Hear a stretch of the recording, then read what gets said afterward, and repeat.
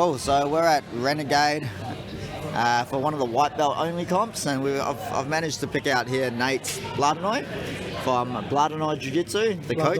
Blardony, apologies, Blardony Jiu Jitsu. So one of the questions as a coach, I know you've got a few students competing here today. What sort of advice would you give someone who is coming into maybe their first comp as a white belt, never really competed in Jiu Jitsu before, feeling the nerves, getting a bit sweaty? What sort of advice would you give them as a coach today? My take on these smaller local competitions is that they should be used for new people to get used to the experience and the atmosphere of competition. Right. To get used to having somebody referee them, and to have fun. Right. It's a local thing. There's a lot of people here that you're going to come across. If you stay in the sport, you're going to come across these same people again and again and again. So it's a little bit about community. Mostly it's about getting used to the competition environment in a safe, friendly setting. Right, so what I picked up there is if you're competing for the first time, maybe don't jump into a big IBJJF competition as your first one.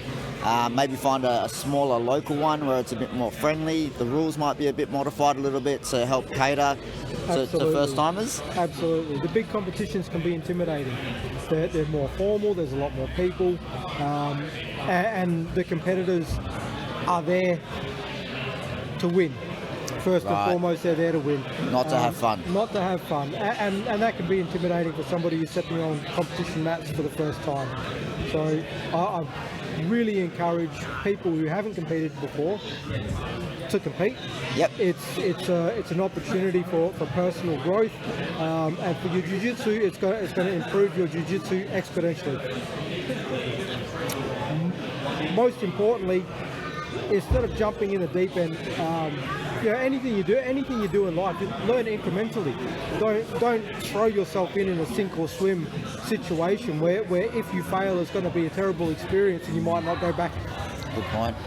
Yep. So put your feet in the water.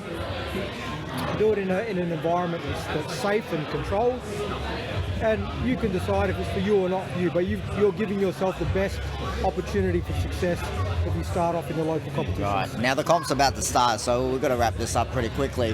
One final question for you, Nate. Yep. How long should someone be training for before they consider doing their first comp? Obviously, if you've just walked into a jiu-jitsu gym, it's your first month there, you're still learning the basics, maybe that's not the best time. How long would you say before jumping in?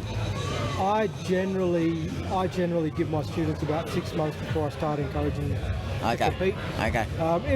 If they're training hard, or if they're particularly gifted, maybe 3 months. But they have to be moving fluidly. Yes. Yeah. So it's really depends on the student.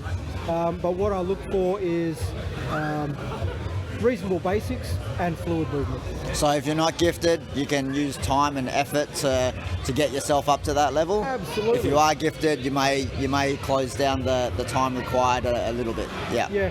But at the end of the day, effort trumps talent.